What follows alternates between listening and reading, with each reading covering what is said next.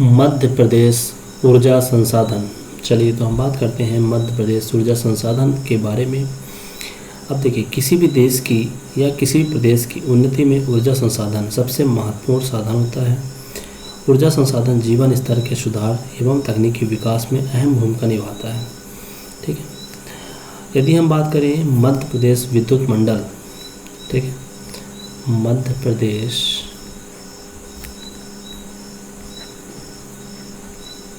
विद्युत मंडल, ठीक है, जो मध्य प्रदेश का सबसे बड़ा उपक्रम माना जाता है। इसकी यदि हेडक्वार्टर की बात करें, इसका हेडक्वार्टर कहाँ है? इसका हेडक्वार्टर है भोपाल में। ध्यान रखिएगा, मध्य प्रदेश विद्युत मंडल जो कि मध्य प्रदेश का सबसे बड़ा उपक्रम है, इसका मुख्यालय कहाँ है? भोपाल में स्थित है। ठीक है ना।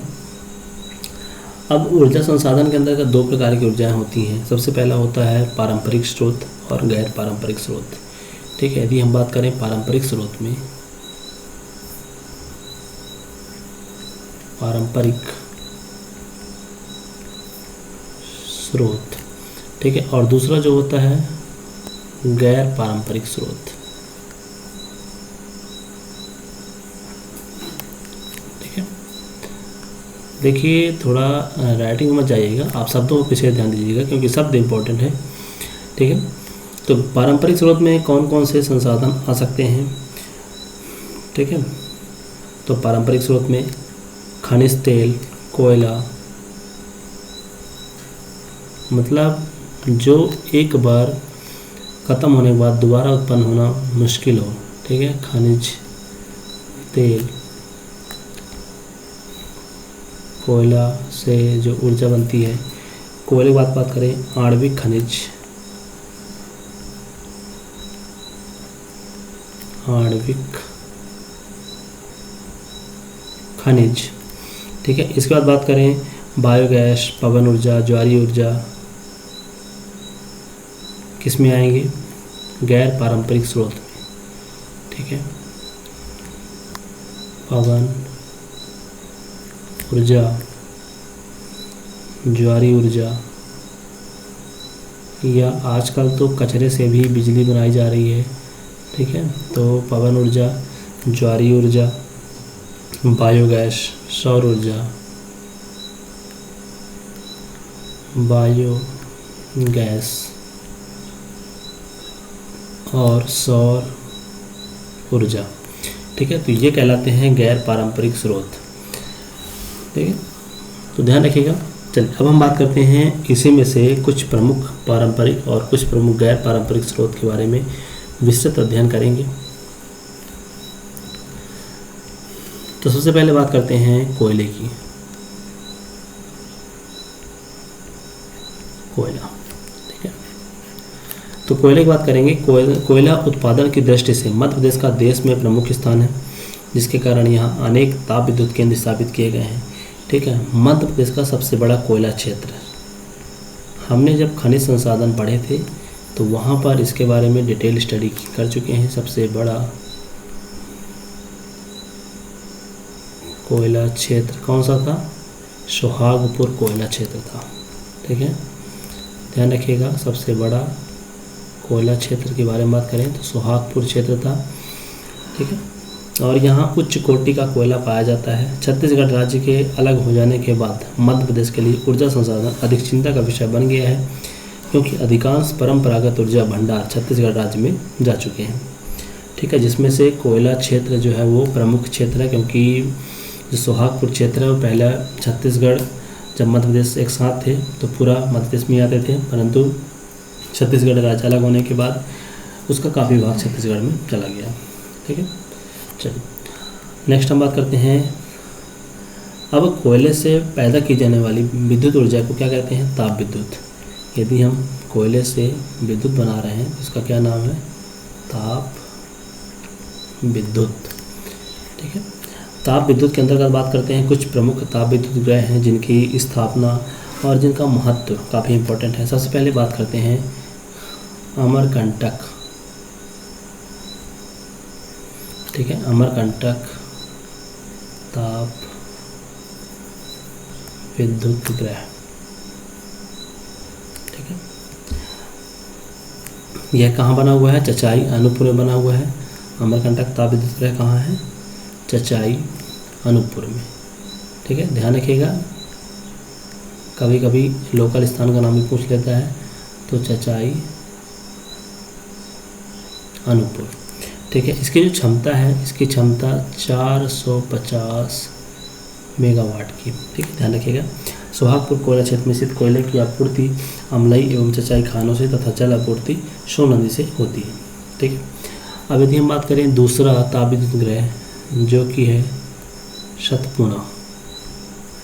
ठीक है, सतपुड़ा ताप विद्युत गृह, और यह कहाँ पर स्थित है? तो ध्यान रखिएगा, बैतूल के सारणी में। ठीक है, बैतूल जिले के सारणी तहसील में स्थित है, और यहाँ की जो क्षमता है 1330 मेगावाट इसकी क्षमता है। ठीक है, पाथरखेड़ा कोयला क्षेत्र से इसकी मतलब जो पाथरखेड़ा कोयला क्षेत्र है वहाँ इसकी क्या है स्थिति है, और जल आपूर्ति कहाँ से होती है? तवा नदी से इसको जल आपूर्ति होती है। ठीक है, सतपुड़ा की यदि हम बात करें, सतपुड़ा के बाद संजय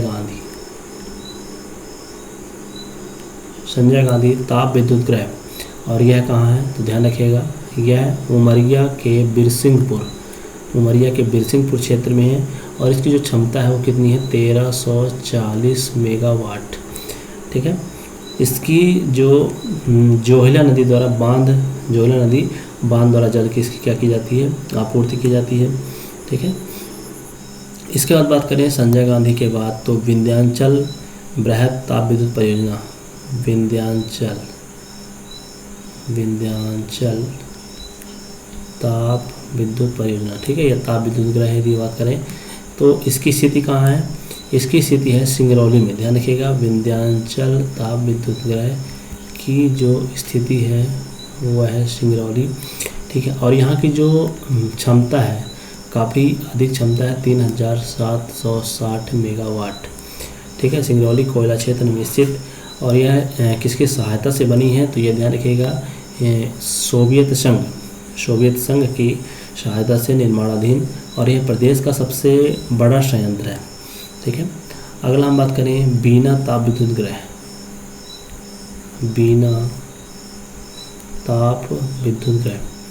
यदि हम बात करें बीना ताप विद्युत गृह की, इसकी जो क्षमता है वो कितनी है? 500 मेगावाट, और यह कहाँ है? सागर में।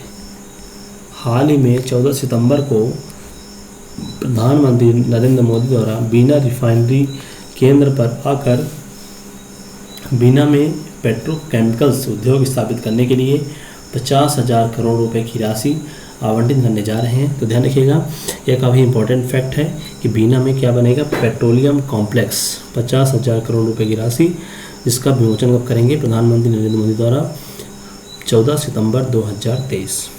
ठीक है, इसके बाद बात करते हैं बीना ताप विद्युत गृह के बाद एक और ताप विद्युत केंद्र है चांदनी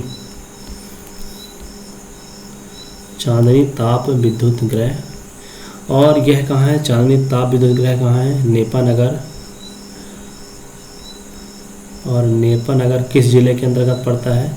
तो ध्यान रखिएगा, नेपानगर है बुरहानपुर। ठीक है, और यहाँ की यदि हम क्षमता की बात करें तो क्षमता केवल और केवल 17 मेगावाट है। ठीक है, नेपानगर के अखबारी कागज के कारखानों की विद्युत आपूर्ति यहीं से होता है। ठीक है, विद्युत आपूर्ति करता है। चलिए, अब हम बात करते हैं इनके कुछ प्रमुख फैक्ट के बारे में। अमरकंटक ताप विद्युत गृह जैसे है, ठीक है, एक बार और इसको देख लेते हैं कि इनमें क्या क्या मुख्य बातें हैं। तो अमरकंटक ताप विद्युत गृह, ठीक है, यदि हम इसकी बात करें, वर्तमान में यह कहाँ स्थित है? चचाई स्थित अमरकंटक ताप विद्युत गृह परिसर में। ठीक है, 2 यूनिट लगे हुए हैं, और यहाँ से कोयला जो सोहागपुर कोयला क्षेत्र की अमलई और चचाई खानों से इसको मिलता है। ठीक है, जो इसको कोयले की पूर्ति होती है वो कहाँ से होती है? अमलई और चचाई खानों से इसकी पूर्ति होती है।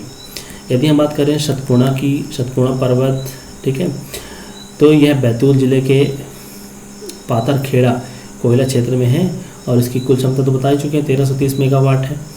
ठीक है, इस केंद्र को जो पानी की पूर्ति है कहाँ से पूर्ति होती है? तो ध्यान रखिएगा, पानी की जो पूर्ति है, ये यहाँ पे हम पानी की पूर्ति लिख देते हैं कि पानी की पूर्ति इनको कहाँ से होती है?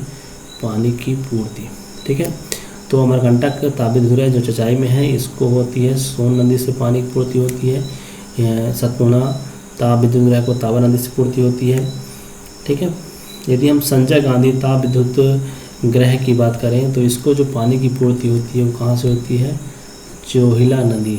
जोहिला नदी पर बांध बनाकर, मंगठार डैम एक स्थान है मंगठार, ठीक है, तो वहाँ पर एक बांध बनाकर इसमें पानी की पूर्ति की जाती है, ठीक है। यदि हम विंध्याचल ताप विद्युत गृह की बात करें तो विंध्याचल ताप विद्युत गृह में, ठीक है, इसकी जो आधारशिला है विंध्याचल ताप विद्युत गृह की, इसकी आधारशिला 1982 में, ठीक है, इसकी जो आधारशिला है 1982 में किसके द्वारा, इंदिरा गांधी जी के द्वारा, ठीक है, इंदिरा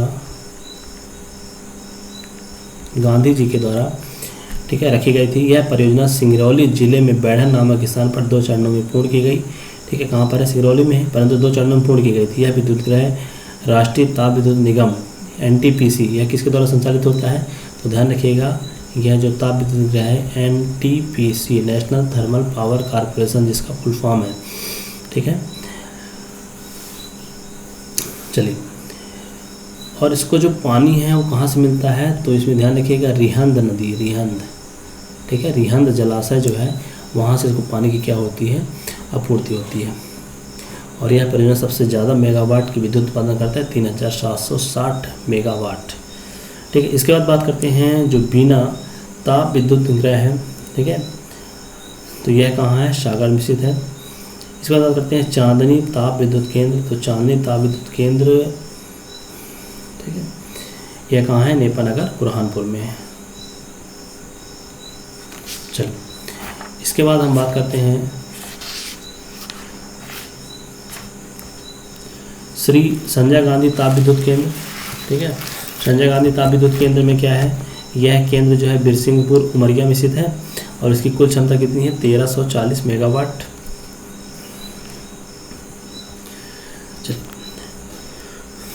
इसके बाद बात करते हैं कुछ, ये तो ताप विद्युत केंद्र हो गए, ठीक है। इसके बाद हम चलते हैं जल विद्युत केंद्र की ओर कि कौन कौन से जल विद्युत केंद्र स्थित हैं।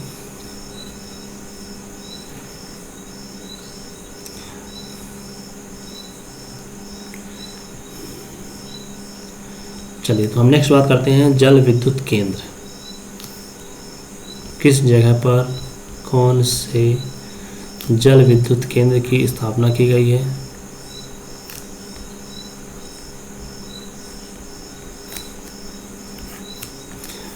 तो सर्वप्रथम बात करते हैं सबसे पहला गांधी सागर जल विद्युत केंद्र,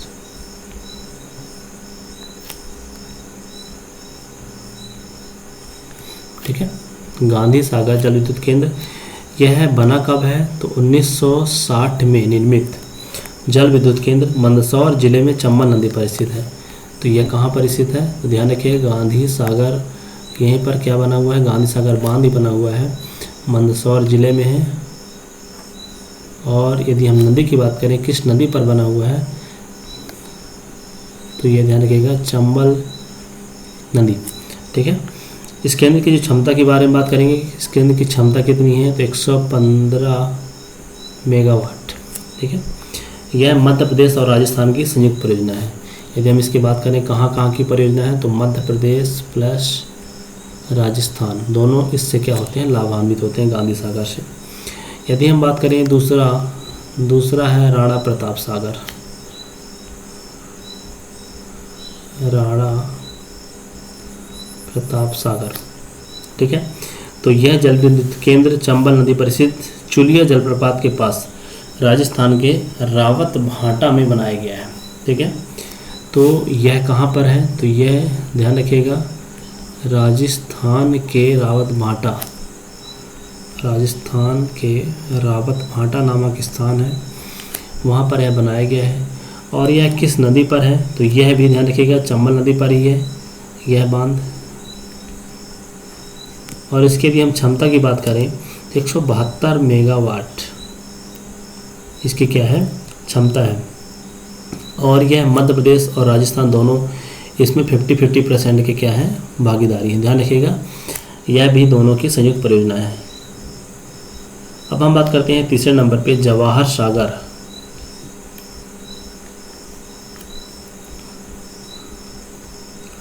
जवाहर सागर जल विद्युत परियोजना, यह राजस्थान के कोटा में स्थित है।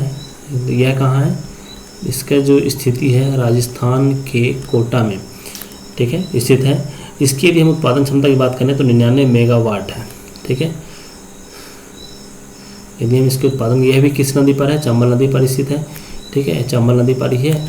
और यदि हम इसकी उत्पादन की बात करें तो 99 मेगावाट है, जिसमें 50% मध्य प्रदेश तथा राजस्थान को प्रदान किया जाता है, ठीक है। इसके बाद बात करते हैं चौथे नंबर पे रानी अवंतीबाई सागर। रानी अवंतीबाई सागर, ठीक है। तो यह परियोजना जो है इसको बरगी परियोजना भी कहते हैं। और यह किस नदी पर बना हुआ है? तो यह बरगी नदी पर बना हुआ है, ठीक है, सॉरी, यह बरगी परियोजना। और यह किस नदी पर है? नर्मदा नदी पर यह परियोजना स्थित है। और यदि हम इसके उत्पादन की बात करें, इसमें कितना उत्पादन होता है? तो 90 मेगावाट इसकी क्या है? उत्पादन क्षमता है। और यह स्थित कहाँ है? तो ध्यान रखिएगा, यह स्थित है जबलपुर संभाग में, और जबलपुर जिला भी कह सकते हैं। चलिए नेक्स्ट हम बात करें मणिखेड़ा।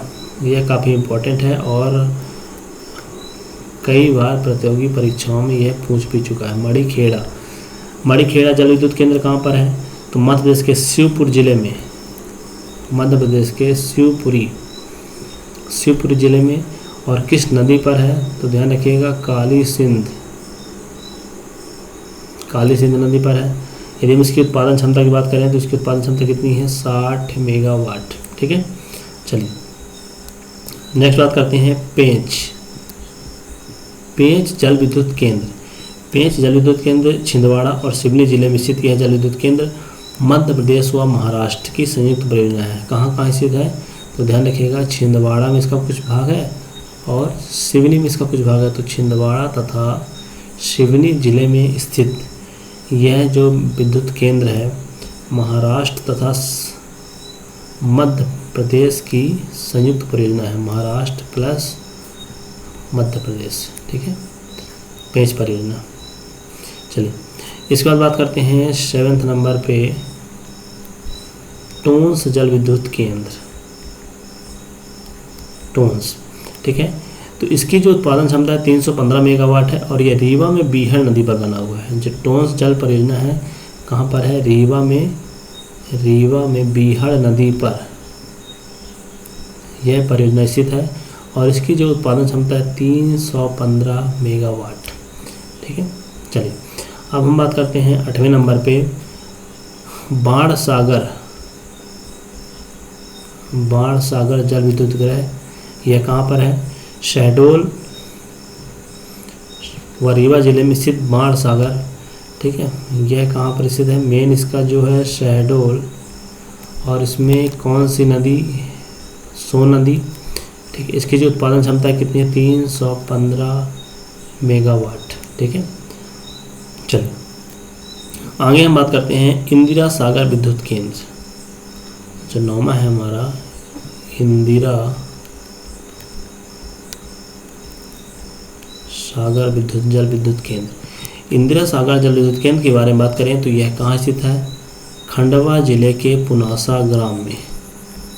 खंडवा जिले के पुनासा ग्राम में यह परियोजना स्थित है और इसकी यदि क्षमता की बात करें तो इसकी क्षमता काफ़ी ज़्यादा है। 1000 मेगावाट इसकी क्या है? क्षमता है, ठीक है। तो ये हमारे प्रमुख यहाँ पर क्या हो गए?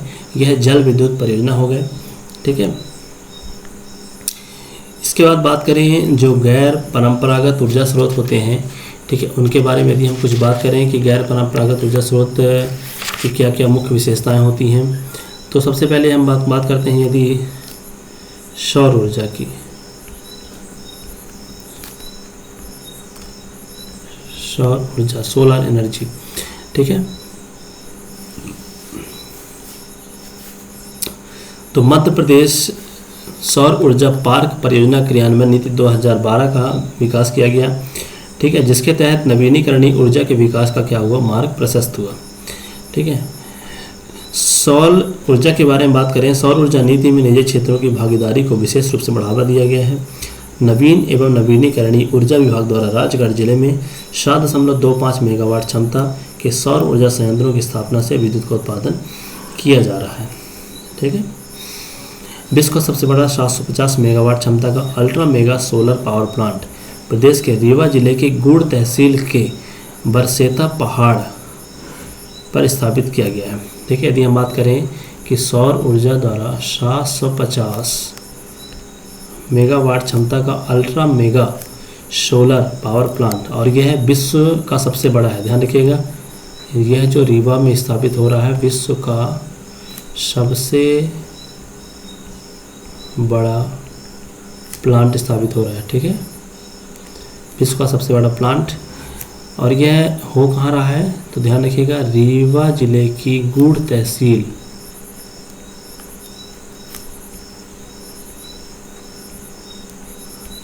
रीवा जिले की गुड़ तहसील के बरसेता पहाड़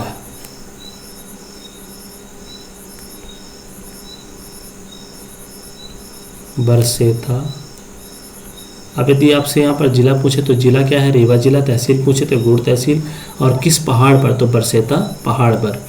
क्योंकि इसमें क्या है कि सूर्य से जितनी ज़्यादा एनर्जी प्राप्त होगी उतनी ही इसमें से बिजली का उत्पादन किया जा सकता है। ठीक है, चलिए अब हम बात करते हैं, यदि हम बात करें पवन ऊर्जा के बारे में, तो यह भी एक रिन्यूएबल सोर्सेस है। ठीक है, जिसका बार बार उपयोग करके एनर्जी बनाया जा सकता है। ठीक है, तो पवन ऊर्जा, मध्य प्रदेश में पवन ऊर्जा से विद्युत उत्पादन के लिए आकलित 5500 मेगावाट क्षमता की परियोजनाओं को निजी क्षेत्रों के माध्यम से, ठीक है, ऊर्जा नीति 2012 लागू की गई थी। अब तक 324 मेगावाट क्षमता की परियोजनाएं स्थापित की जा चुकी हैं। वर्तमान में भी कुछ परियोजनाएं मध्य प्रदेश में प्रस्तावित हैं। ठीक है, इसके बाद यदि हम बात करते हैं बायोगैस की, अभी यह सभी परियोजनाएं इतनी सक्सेस नहीं है, परंतु धीरे धीरे प्रयास किया जा रहा है। ठीक है, बायोगैस की बात करें तो 2004 से 5 से दिसंबर 2017 तक प्रदेश में कुल 45,000 मेगावाट क्षमता के बायोगैस संयंत्र स्थापित किए जा चुके हैं। ठीक है, राइस मिल्स, गैसिफिकेशन आधारित कैप्टिव पावर जनरेशन, इन सब में इसके क्या है उपयोग किया जाता है। ठीक, चलिए, तो ये थे हमारे कुछ परंपरागत और गैर परंपरागत स्रोत। ठीक है, तो ये थी हमारे ऊर्जा संसाधन का महत्वपूर्ण टॉपिक। अब हम इसमें जो प्रैक्टिस सेशन है, प्रैक्टिस क्वेश्चन है, इसमें आपके लिए कल लेकर आएंगे। ठीक है, तब तक के लिए धन्यवाद दोस्तों। हमारे वीडियो को, चैनल को सब्सक्राइब करें और वीडियो को ज़्यादा से ज़्यादा लोगों तक शेयर करें और लाइक करें। धन्यवाद दोस्तों, मिलते हैं नेक्स्ट सेशन पर।